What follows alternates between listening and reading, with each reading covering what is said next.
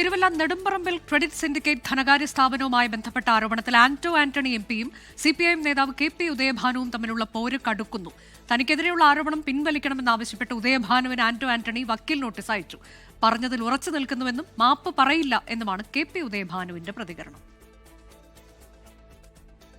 രണ്ട് ആരോപണങ്ങളാണ് ആന്റോ ആന്റണിക്കെതിരെ സിപിഐഎം സംസ്ഥാന കമ്മിറ്റി അംഗം കെ.പി. ഉദയഭാനു ഉന്നയിച്ചത്. ഒന്ന്, തന്ത്രിയുടെ 2.5 കോടി നെടുമ്പറമ്പിൽ ഫിനാൻസിൽ നിക്ഷേപിച്ചെന്നും ബാങ്ക് പൊളിഞ്ഞപ്പോൾ ആന്റോ ആന്റണി എംപി ഈ തുക പിൻവലിച്ചെന്നും ഇത് SIT അന്വേഷിക്കണം. 2, രാജുവിന്റെ കയ്യിൽ നിന്ന് വാങ്ങിയ 2 കോടിയിൽ ആന്റോ ആന്റണി തിരികെ നൽകിയത് 20 ലക്ഷം മാത്രം. ഇതായിരുന്നു ഉദയഭാനുവിന്റെ ആരോപണങ്ങൾ. ഇതിനെതിരെയാണ് ആന്റോ ആന്റണിയുടെ വക്കീൽ നോട്ടീസ്. 1 കോടി രൂപ നഷ്ടപരിഹാരം നൽകണമെന്ന് നോട്ടീസിൽ ആവശ്യപ്പെടുന്നു. ലീഗൽ നോട്ടീസിന് ലീഗലായിട്ടുള്ള മറുപടി തരണം. തന്നു കഴിഞ്ഞിട്ട് പറയും. ലീഗലായിട്ട് തന്നെ മുന്നോട്ട് പോകും. ഏതന്വേഷണവും അത് ഉദയഭാനുവും കൂടെ ഒന്ന് തയ്യാറായിട്ടിരുന്നോളാൻ പറഞ്ഞു.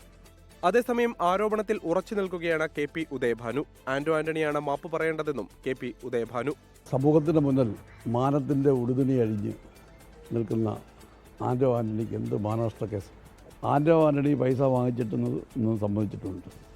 ആന്റോ ആന്റണിയാണ് മറുപടി പറയേണ്ടത്. എങ്ങനെയാണ് പൈസ വാങ്ങിച്ചത്? ഞാനിങ്ങനെ പൈസ വാങ്ങിച്ചു, എനിക്ക് ആവശ്യമുള്ള എന്നോട് ക്ഷമിക്കണമെന്ന് സമൂഹത്തോട് അദ്ദേഹം മാപ്പ് പറയണം. എല്ലാം അന്വേഷണത്തിലൂടെ SIT കണ്ടെത്തട്ടെയെന്നും താൻ നിയമപരമായി നോക്കിക്കൊള്ളാമെന്നും കെ.പി. ഉദയഭാനു പറയുന്നു. 24 പത്തനംതിട്ട.